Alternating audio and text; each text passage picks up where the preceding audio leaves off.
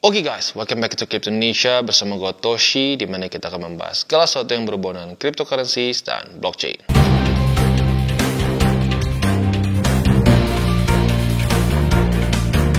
Oke, jadi pada hari ini kita akan bahas mengenai dua hal. Yang utamanya kita akan bahas mengenai potensi US akan ikut campur konflik Israel-Iran, which is lagi-lagi US ikut campur ya. Dan kita akan bahas juga apa kemungkinannya ya, atau lebih tepatnya apa efeknya terhadap kemungkinan the Fed menurunkan interest rate ya dengan kebijakan monetary mereka, dan juga apakah ini akan terjadi proxy war atau bahkan full blown war seperti zaman di Vietnam gitu ya. Ya, kita akan bahas itu mainly, dan yang kedua kita akan bahas mengenai Wallbe. Kita akan ada update review lagi ya. Nah, sebelum kita masuk, seperti biasa gue akan disclaimer dulu bahwa semua konten dari TCI bukanlah financial advice. Ini semua bentuknya adalah edukasi. Dan mungkin untuk video ini yang bagian Wallbe-nya kita akan masuk ke dalam kategorinya review update lah ya. Seperti yang sudah tahu, di TCI tidak ada namanya grup berbayar, tidak ada namanya grup VIP, jadi semuanya for free. Nah, how to keep it free? Salah satu caranya adalah dengan kita ya mereview berbagai macam platform, exchangers ya, seperti salah satunya Wallbe ya. Supaya apa ya? Supaya semuanya tetap gratis begitu ya. Tapi ingat, review bentuknya. Kita akan bahas semua dari sisi positif dan negatifnya ya. Oke, langsung aja kita masuk ke main utamanya nih ya, urusan ya statement dari si Trump ini. Ya, dibilang bukan pasti ya, tapi ada possibility US bisa involve. Dan ya at least ya sesuai dengan pernyataan sekarang, Donald Trump menyatakan dia tidak ada involvement sama sekali di military strike yang dilakukan oleh Israel ke Iran. Tidak ada sama sekali ya. Tetapi kedepannya mungkin bisa get involved ya.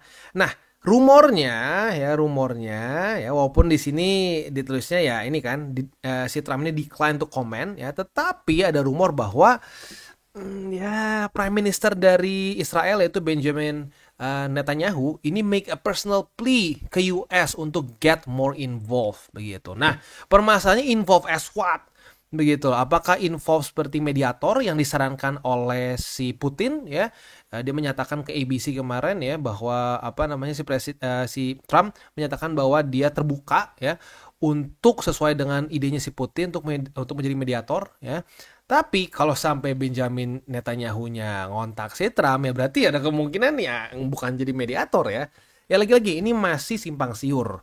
Kalau sampai involve ke dalam sini, US akan menjadi apa? Jadi mediator, apakah jadi sekutu Israel, atau mungkin apa? We still don't know ya.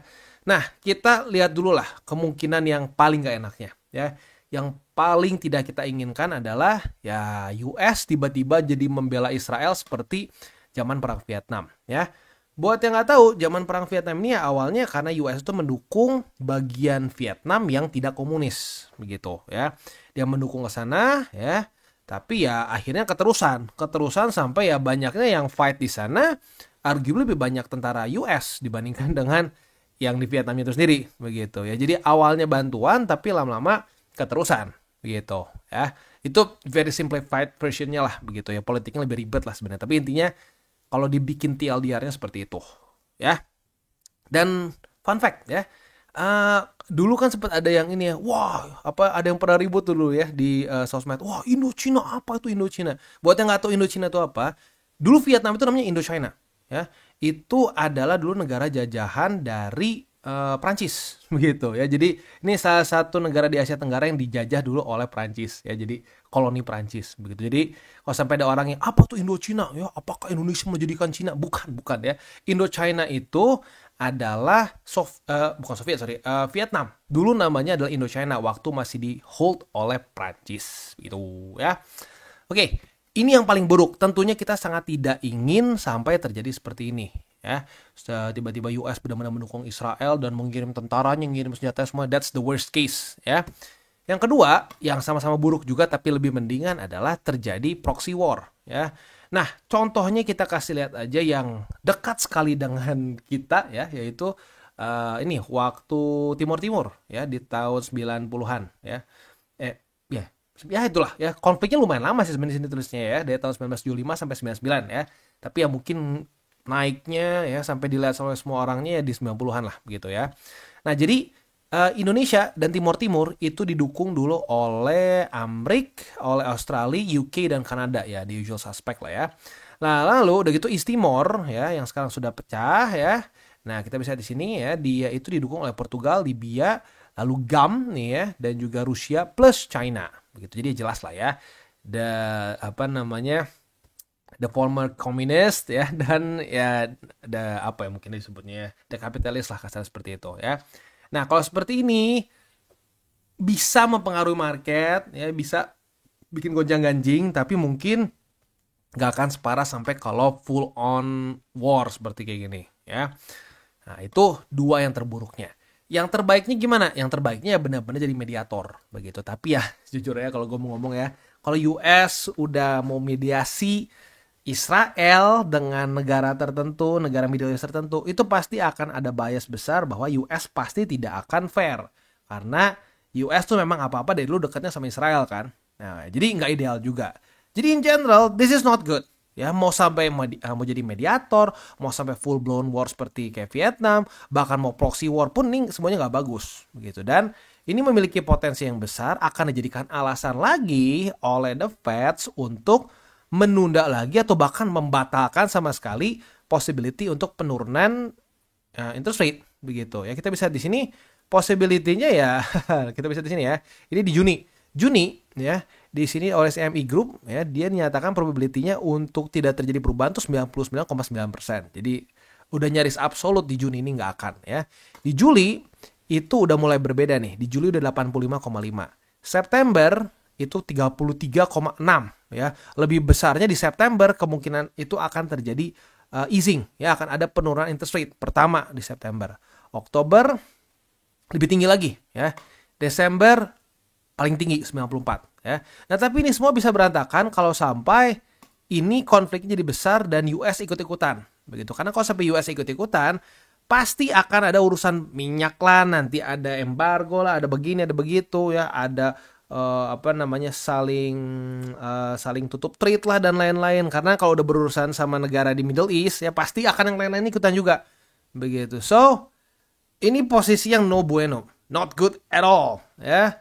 Tapi ya sudah terpaksa, ini memang ya sedang terjadi seperti ini begitu. Jadi ya kalau ditanya bang harapan lu apa bang? Harapan gua US nggak ikut campur sama sekali. Udah cuci tangan terus nggak ikut-ikutan begitu. Karena sekali lagi kalau sampai dia jadi mediator pun pasti akan dituduh mau benar atau nggak benernya nggak tahu ya. Tapi pasti selalu akan dituduh bahwa dia akan membela Israel begitu. Karena historically speaking memang ya condong ke situ begitu kan.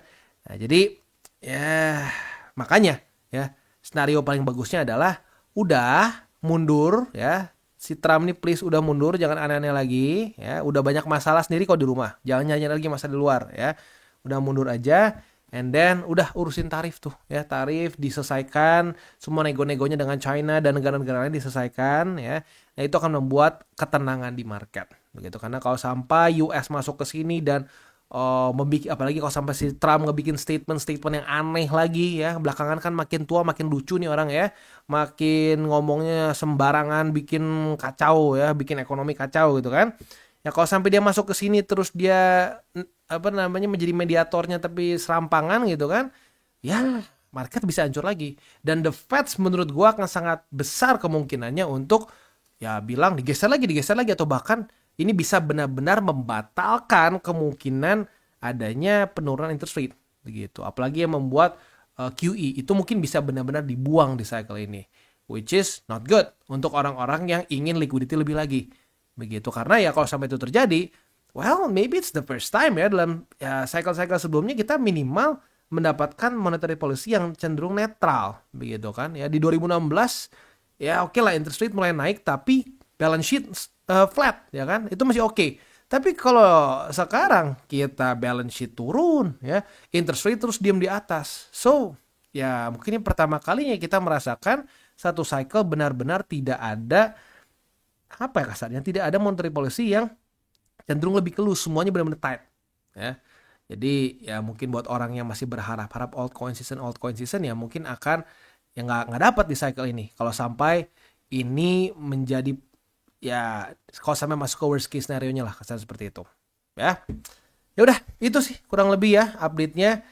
eh cukup menyebalkan, tapi ya baik lagi, tugas kita ya adalah bereaksi terhadap market gitu, dan ini adalah salah satu hal yang harus kita ya kita harus bereaksi terhadap ini begitu ya. Ya kalau harapannya sih ya kedepannya benar-benar hilang ya, nggak usah lagi ikut-ikutan jadi mediator, udah nggak usah ikut-ikutan, udah pikirin aja urusan tarif ya, tarif udah pusing, udah bikin ancur-ancuran juga ya. Jadi ya itu the best case scenario nya ya, tapi at the end of the day kita lihat aja nanti seperti apa. Dan ya sisanya ya berarti ya udah aja nanti ya, mungkin saran gua kalau sampai ini makin memburuk, ya udah kita udah masuk kuartal 4 ya, pertimbangkan untuk TP dengan lebih agresif gitu di kuartal 4. Ya kalau untuk BTC lebih November Desember lah begitu ya. Oke, sekarang kita akan masuk dulu ke Wallbe. Nah, untuk Wallbe ini kenapa menarik? Yang membuat Wallbe ini menarik adalah mereka itu menggunakan AI untuk platform mereka. Begitu. Walaupun sekarang sudah semakin banyak sih menggunakan AI ya. Nah, tapi untuk Wallbe ini sendiri, mereka itu ada AI yang benar-benar bisa langsung buka posisi dari nol. Begitu. Jadi namanya AI agents. Dan ini bisa disesuaikan sama risk profile lo. Begitu ya. Di sini ada si Mami ya, sesuai dengan namanya dia yang paling konservatif ya, low risk, hanya BTC saja, long term ya. Ada Carlos, Carlos lebih mungkin lebih apa ya? Lebih milenial mungkin. Aduh nggak tahu sih ya. Pokoknya dia medium risk lah ya. Risknya lebih ke ya di tengah-tengah ya. Leverage-nya lebih gede sedikit. Dia di BTC dan di berbagai macam alts juga ya. Nah, ada juga yang high risk ya. Ini udah paling luar biasa tuh, kumisnya udah kumisnya udah extra on point ya.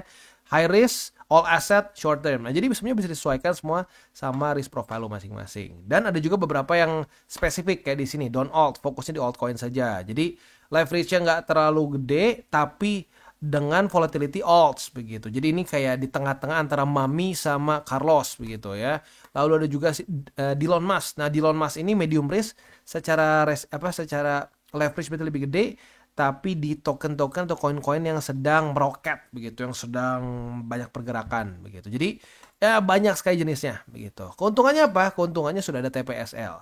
Tapi yang mungkin yang sedikit bahaya tuh inilah, gue udah pernah coba berapa kali MC Whale, ini nggak tahu mungkin sedikit tapi a bit of a joke juga mungkin. I don't know lah, tapi ini MC ya, MC, dan beneran dari semua AI yang lain yang sampai ke liquid itu cuma MC Whale aja, sisanya nggak ada. Sisanya antara kena SL atau TP begitu ya. Ya tapi intinya semuanya sudah ada nih ya, apa namanya, risk managementnya begitu. Jadi dibandingin lu buta nggak ngerti apa-apa buka posisi ngasal ya, itu akan jauh lebih gampang kena liquid begitu dibandingkan ya, dibandingkan lu buka di sini karena sudah ada TPSL-nya. Jadi ya kejaga lah resikonya ya.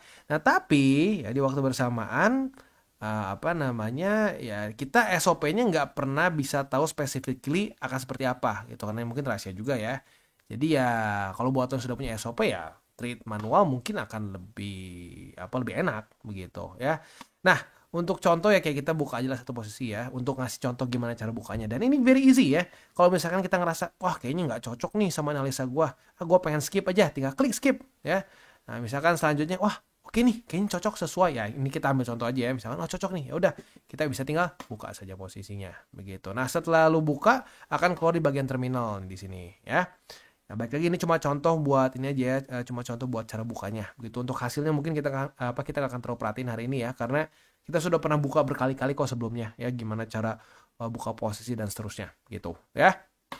Nah, selanjutnya juga di sini ada predictions and meme pool ya. Untuk prediction ini sendiri gue pribadi sih ya gue nggak terlalu cocok ya, karena ini ya jatuhnya lebih ke nebak begitu ya, karena ya lu semenit mau gimana analisanya sih sebenarnya ya.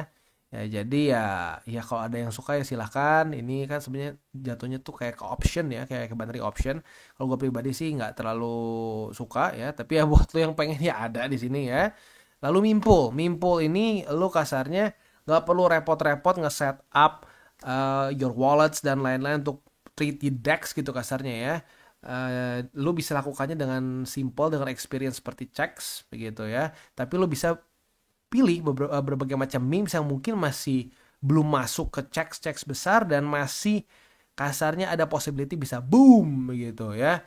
Ya tapi ya tetap lagi kita harus ingat ya, meme pool ya itu tetap meme ya, maka dari itu alokasinya kegedean ya. Kalau gue pribadi menyarankan maksimum 10% untuk berbagai macam kripto yang high risk begitu. Itu pun termasuk pre-sale ya. Jadi di 10% itu lu pikir-pikir sendiri deh ya. Boleh masukin memes, boleh masukin pre-sale, tapi jangan lebih dari itu.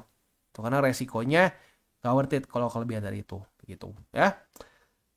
Sisanya selain dari itu juga ya, mereka itu kedepannya akan ada juga beberapa hal lain, bukan cuma AI yang kita bisa pakai untuk buka posisi, tapi AI yang berperan sebagai ya partner kita lah mungkin ya, atau apa ya partner lah boleh ya.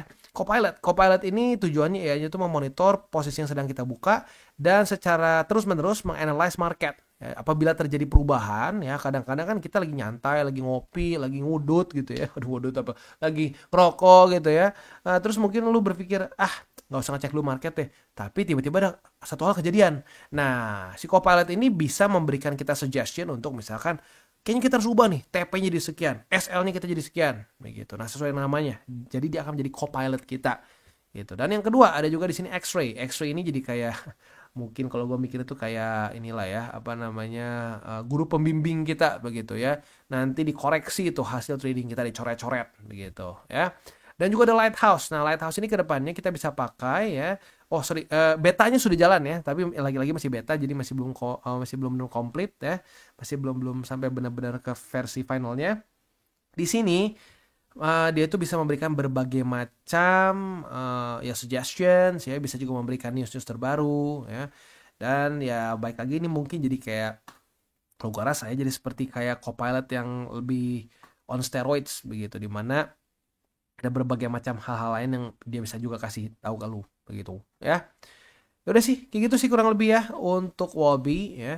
Dan ya apa namanya, sekali lagi ya kalau di kita kan seperti yang gue tadi sudah bilang di depan ya, di kita itu tidak ada namanya grup berbayar, tidak ada namanya grup VIP ya. Dan ada beberapa orang yang udah bilang, udahlah bang, buka grup aja bang, biar kita bisa ngedukung lu begitu ya.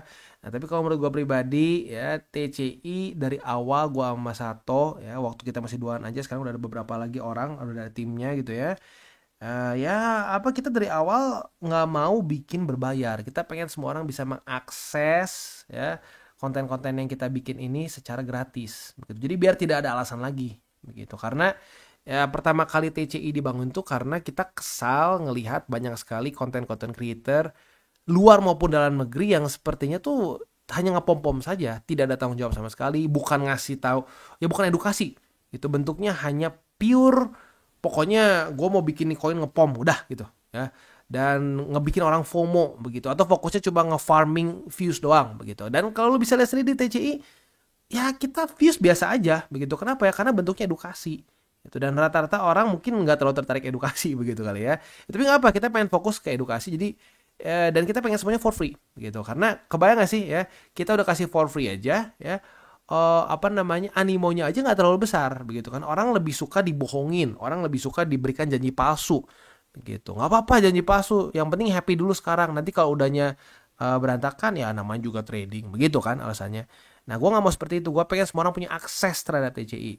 Nah jadi ya lagi-lagi kita mereview berbagai macam project, lalu juga kita mereview berbagai macam platform seperti Wobby. Ya tujuan utamanya adalah apa? Supaya kita bisa keep it free.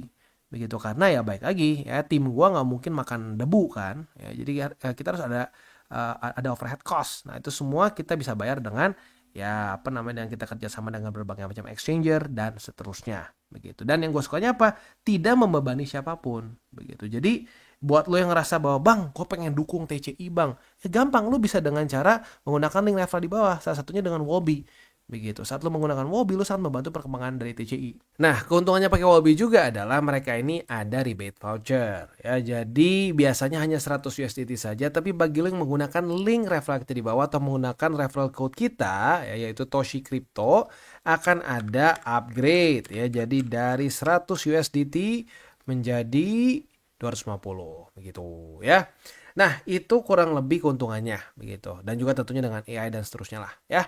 Jadi ya udah sih kurang lebih seperti itu untuk Wobby. Nah, sekarang kita akan kembali mungkin nyerempet sedikit ke urusan yang tadi. Ya, si Trump ini ya.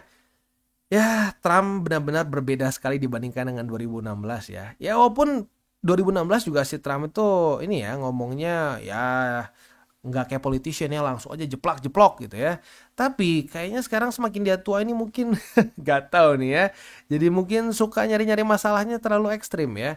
Jadi apa-apa tuh terlalu gamblang, terlalu blak-blakan, terlalu kurang diplomasi gitu ya. Dan ini seringkali bisa merusak market gitu. Jadi ya semoga ini ya orang-orang di US yang dekat dengan Trump ini bisa lebih menjaga si Trump ini lah biar nggak terlalu bikin ngerusak market, dan juga bukan cuma market ya. Ini potensinya bisa ngerusak ini bukan cuma ekonomi tapi bisa merusak berbagai macam negara gitu kan di Middle East gitu. Ya semoga bisa lebih bijak lagi lah si Trump, jangan terlalu kebijakan jangan terlalu aneh-aneh gitu ya. Dan ya kalau sampai itu terjadi ya, lalu juga tarif semakin jelas, semakin udah fix gitu ya, market kemungkinan besar pun akan lebih membaik. Dan kalau itu lebih membaik ya Jerome pun ya atau The Fed pun akan kehabisan alasan untuk tidak melakukan penurunan interest rate begitu ya. Tapi kalau terus dikasih alasan untuk menunda terus ya mereka kan tunda terus juga begitu ya, karena sekali lagi gue juga get it dari perspektif si Jerome gitu ya, dari Bang Jerome ya. Kenapa dia tidak mau ya menurunkan interest rate gegabah ya, dengan secara gegabah? Karena dia udah pernah lakuin dulu di 2020 2021. Dia di zaman dulu di 2020 2021 si Jerome itu dikritik besar-besaran karena dianggapnya dia terlalu menurunkan interest rate-nya terlalu ekstrim. Balance sheet-nya peningkatan terlalu gila. Dianggapnya utangnya terlalu gila nih. Ngeprint duitnya terlalu ekstrim. Ya. Di zaman itu Bang Jerome bilang apa? Tenang, inflation is transitory. Akan lewat kok. Ya nggak akan kerasa. Taunya 2022-nya ya kita, ya lu bisa lihat sendiri deh 2022 ya. Gimana US tuh struggling with inflation.